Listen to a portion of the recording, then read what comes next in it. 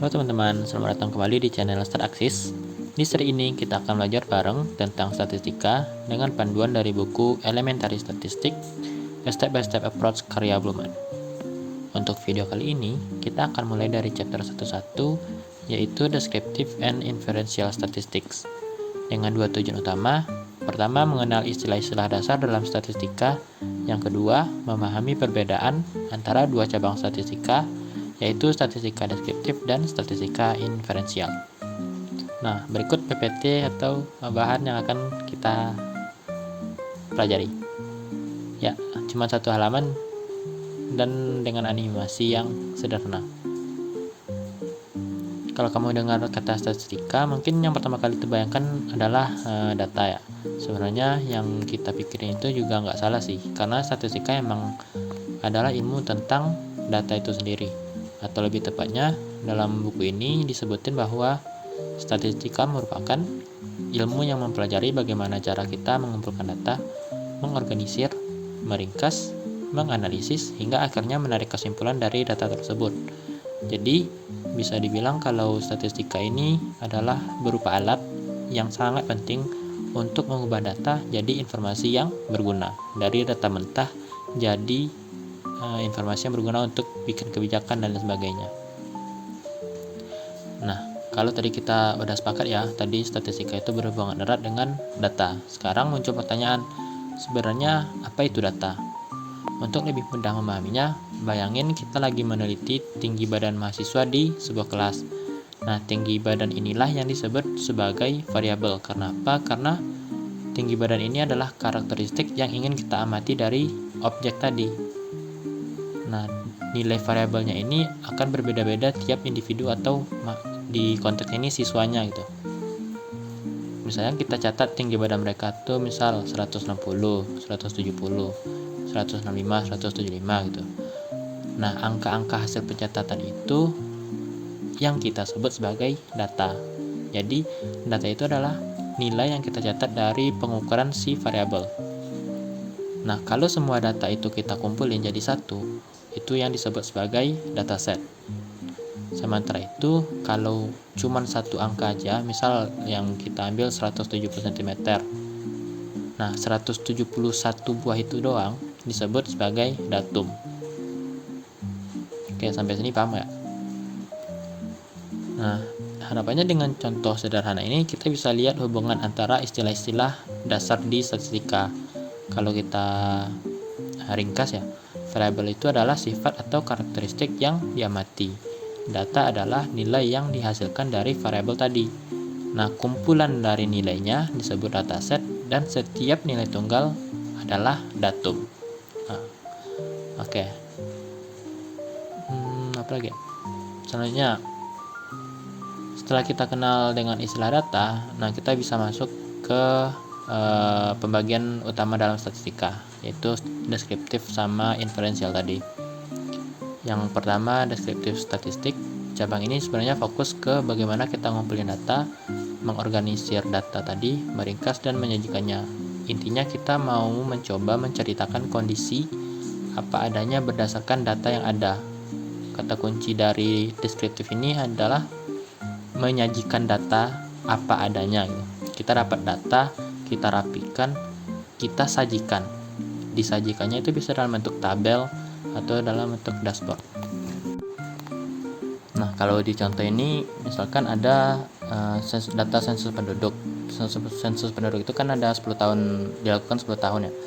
Di sensus itu kita dapat data rata-rata umur, tingkat pendidikan, atau pendapatan masyarakat. Nah, semua informasi yang diperoleh dengan cara ngumpulin data lalu disajikan dalam bentuk tabel, grafik, ataupun ringkasan data lainnya. Jadi deskriptif statistik ini membantu kita buat melihat gambaran nyata dari data tadi. Lalu ada inferential statistik. Kalau di cabang ini kita nggak berhenti di gambaran apa adanya, tapi mencoba melangkah lebih jauh dengan menarik kesimpulan atau membuat prediksi dari data sampel untuk mewakili populasi.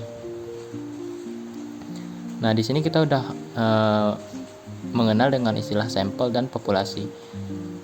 Kenapa butuh sampel? Kenapa misalkan gini, kita punya data 1.000 mahasiswa di sekolah. Kita ingin tahu pola tertentu dari siswa ini.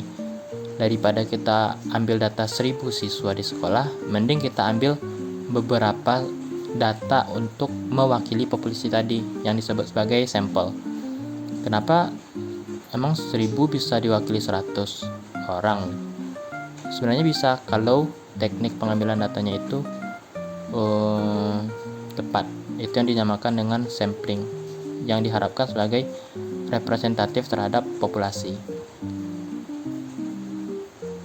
Jadi kalau kita bandingkan, deskriptif statistik fokus pada menggambarkan data yang ada, sedangkan inferential statistik fokus pada menarik kesimpulan dan membuat prediksi dari data. Dua-duanya sama-sama penting karena deskriptif memberi kita gambaran awal, sedangkan inferential tadi ngebantu kita ngambil keputusan berdasarkan data.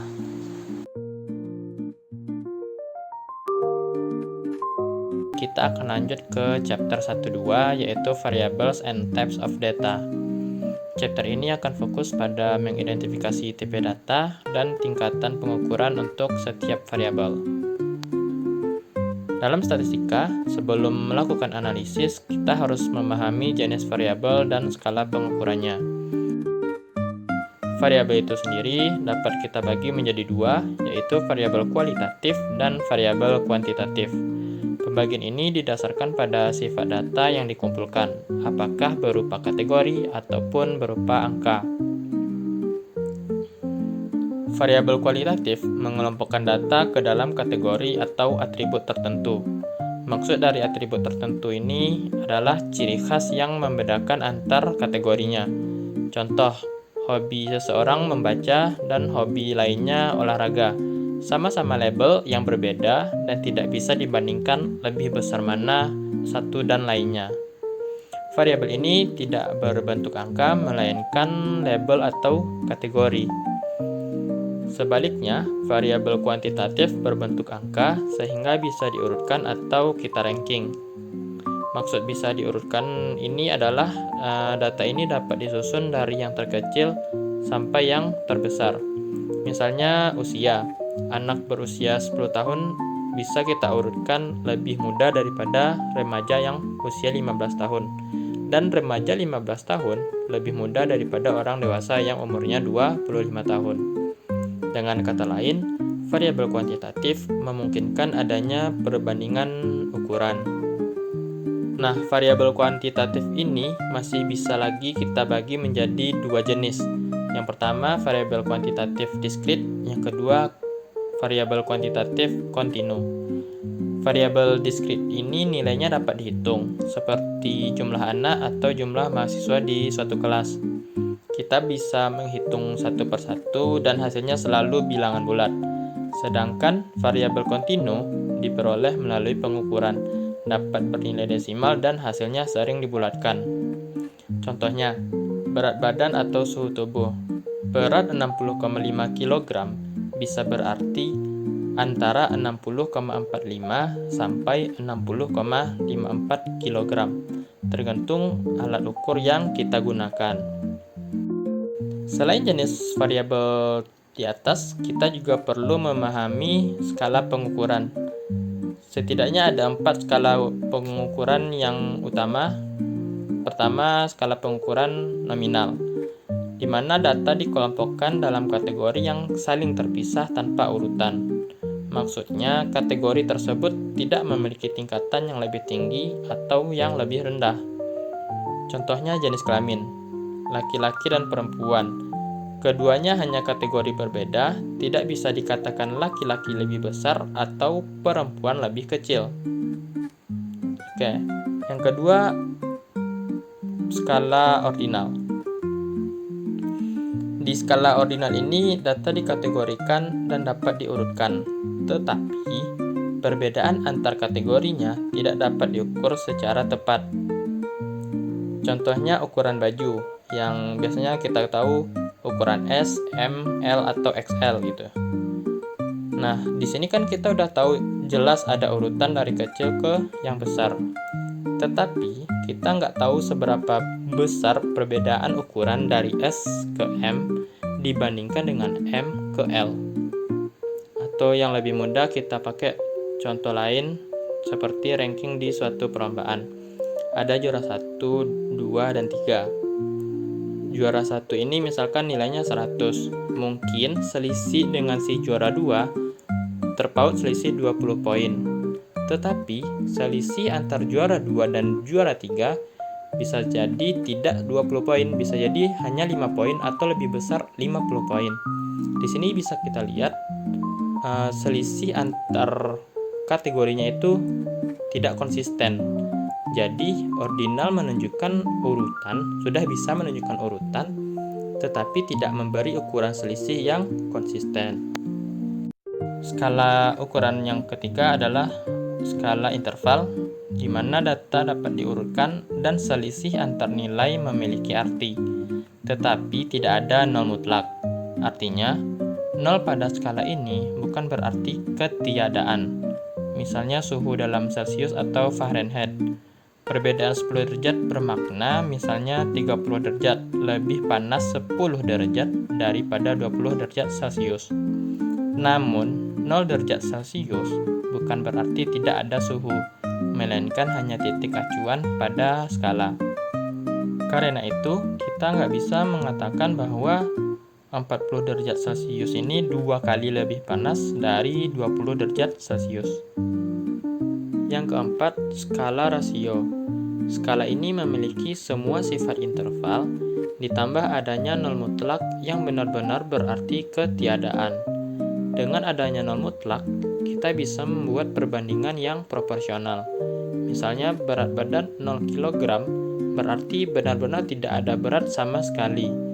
Orang dengan berat 80 kg benar-benar 2 kali lebih berat daripada orang dengan berat 40 kg. Hal ini juga berlaku untuk tinggi, usia, dan pendapatan. Intinya, di skala rasio ini kita sudah bisa melakukan perbandingan antar nilai. 40 kg setengah dari 80 kg, atau 80 kg adalah 2 kali dari 40 kg. Sedangkan di interval tadi, hal ini belum bisa berlaku karena tidak adanya nol mutlak.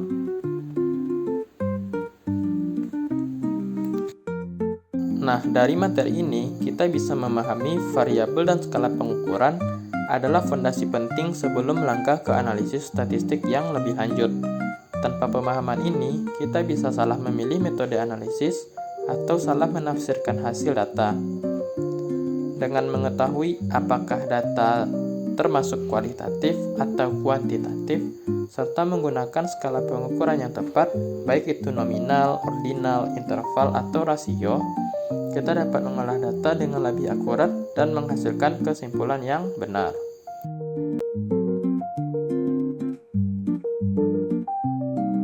Nah, kali ini kita akan masuk ke chapter 1.3, yaitu Data Collection and Sampling Technique, di mana chapter ini akan membahas tentang bagaimana data dikumpulkan dan bagaimana sampel dipilih secara benar. Sebelum kita bahas tekniknya, penting banget untuk dipahami bahwa kualitas hasil analisis itu sangat bergantung pada bagaimana data dikumpulkan. Kalau proses pengumpulan datanya salah, maka hasilnya bisa menyesatkan. Akibatnya, keputusan yang kita ambil bisa salah arah. Sekarang kita bayangkan bagaimana sebuah perusahaan ingin tahu tingkat kepuasan pelanggan mereka.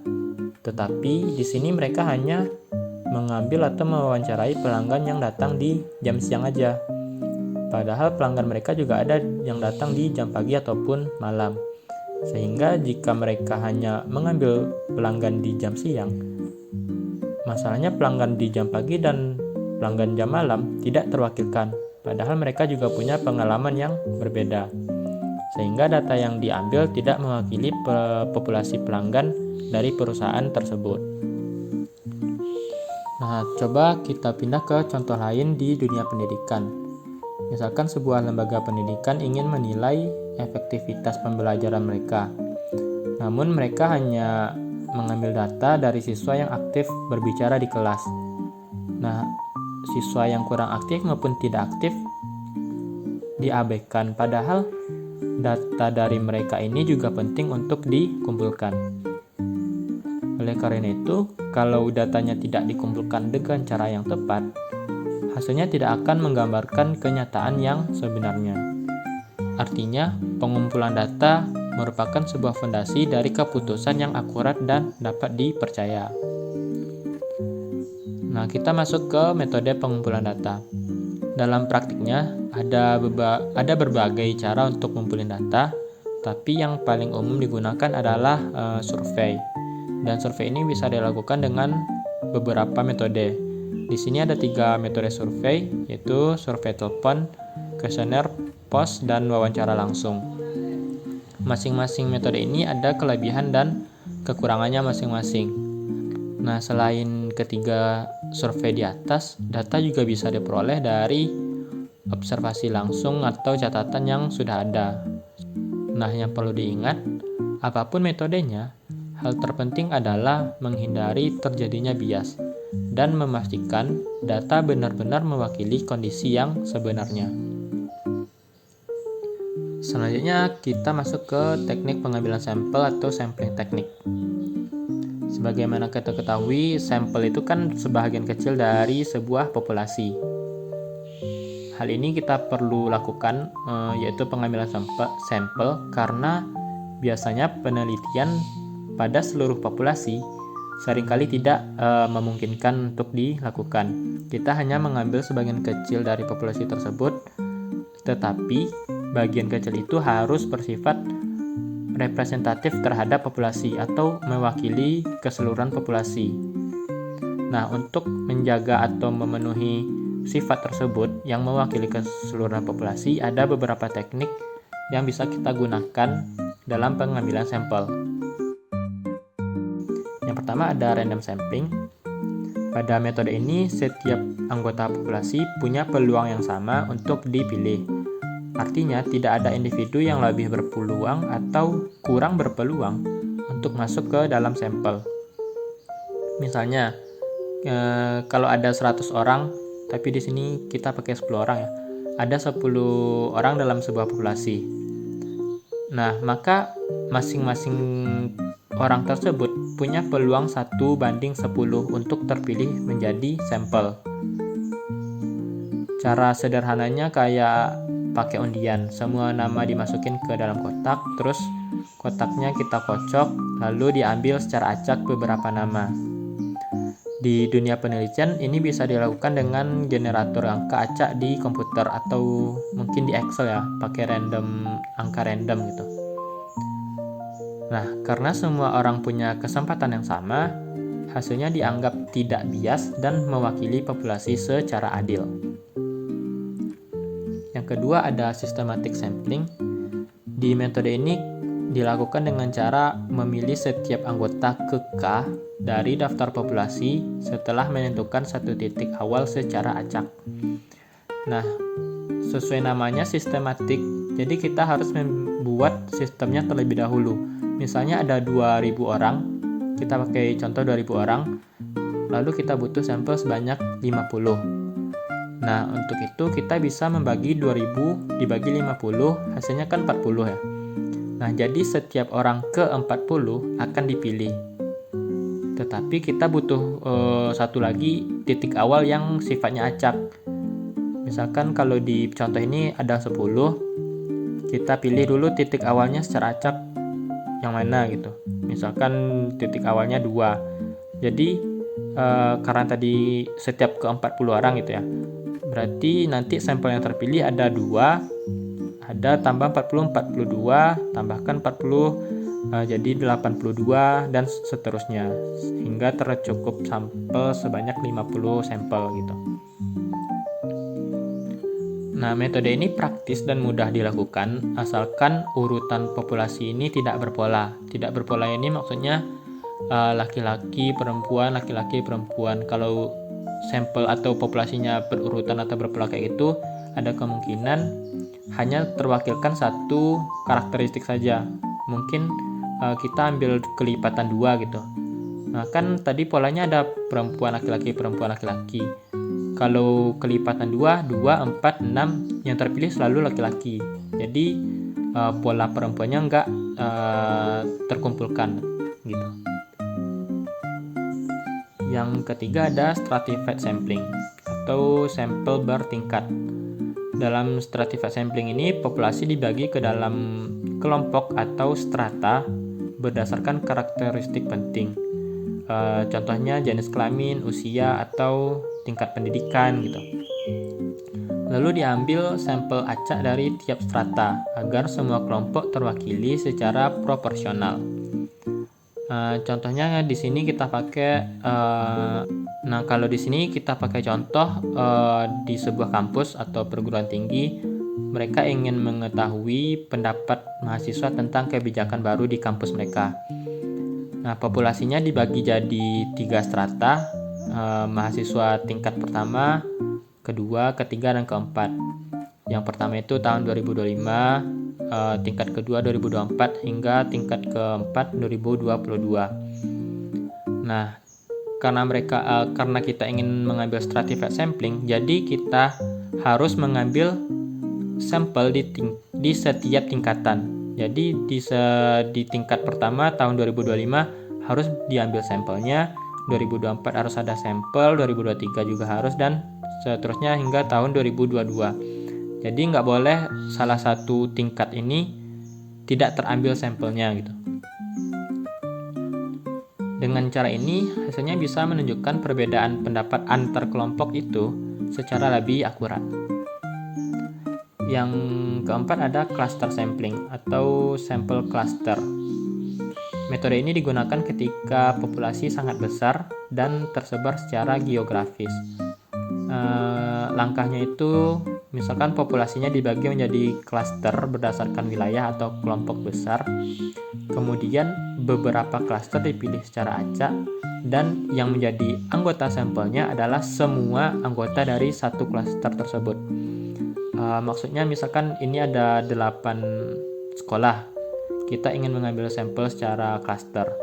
Yang kita acak itu bukan siswanya tapi sekolahnya.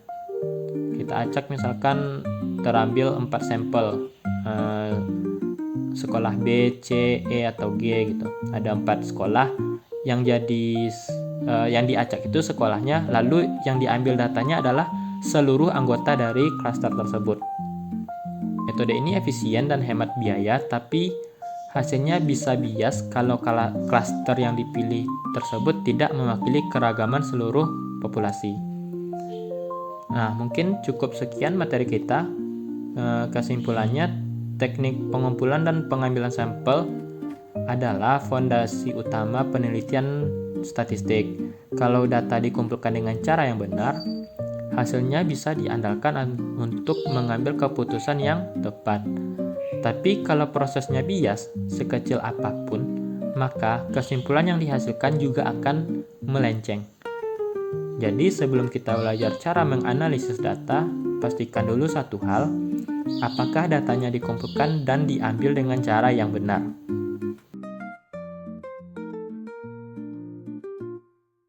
Kita masuk ke chapter 1.4 yang membahas observational dan experimental studies.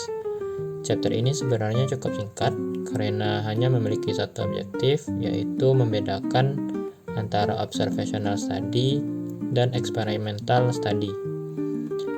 Meski terlihat sederhana, konsep ini sangat penting untuk dipahami karena menentukan bagaimana sebuah penelitian dirancang dan bagaimana kita menafsirkan hasilnya.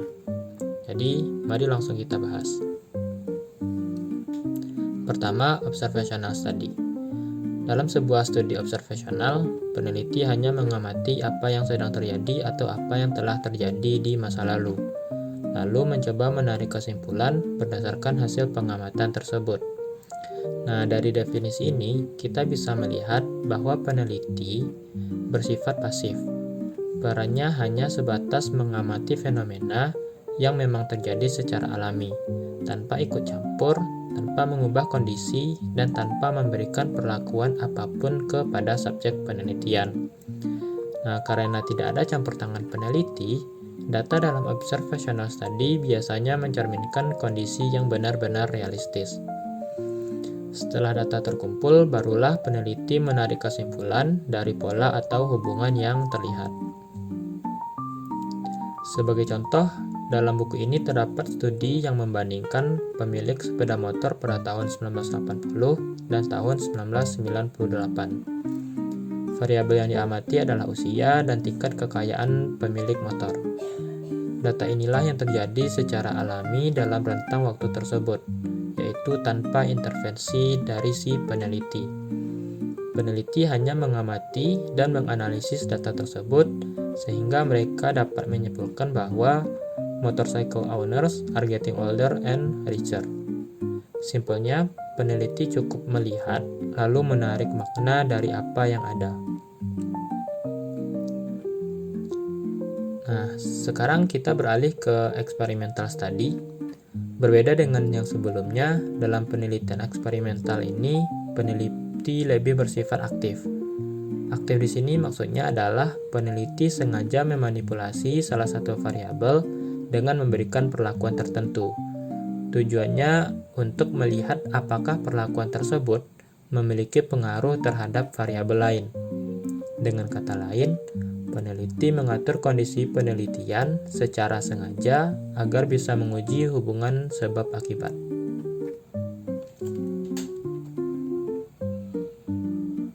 Contohnya dalam ilustrasi yang kita sesuaikan sedikit dari buku ya.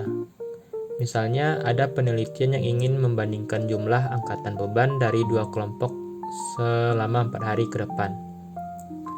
Kelompok pertama hanya diberi instruksi umum berupa semangat, do your best atau lakukan yang terbaik gitu.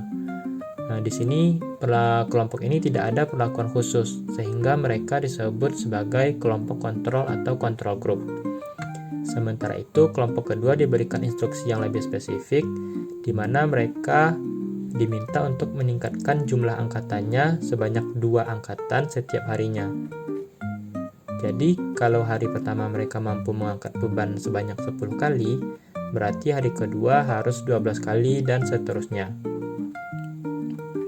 Nah, pada hari pertandingan, kedua kelompok diminta mengangkat beban selama 90 detik, di mana hasilnya kelompok kedua mampu mengangkat beban lebih banyak daripada kelompok yang pertama. Ini menunjukkan bahwa perlakuan berupa peningkatan 2 angkatan setiap harinya benar-benar memberi pengaruh terhadap hasil si kelompok treatment tadi. Dari penjelasan dan ilustrasi tadi, kita bisa menyimpulkan bahwa perbedaan utama antara observational study dan experimental study terletak pada ada atau tidaknya perlakuan yang diberikan oleh si peneliti. Jika peneliti hanya mengamati tanpa mengubah apapun, itu bisa disebut sebagai observational study. Namun, jika peneliti sengaja memberikan perlakuan atau intervensi untuk melihat efeknya, maka itu adalah experimental study. Nah, itu materi pada chapter 1.4. Nah, selanjutnya ada rangkuman berupa kelebihan dan kekurangan dari masing-masing jenis tadi. Mungkin bisa teman-teman baca di tabel berikut ini. Terima kasih atas perhatiannya. Sampai jumpa di video selanjutnya. Dadah.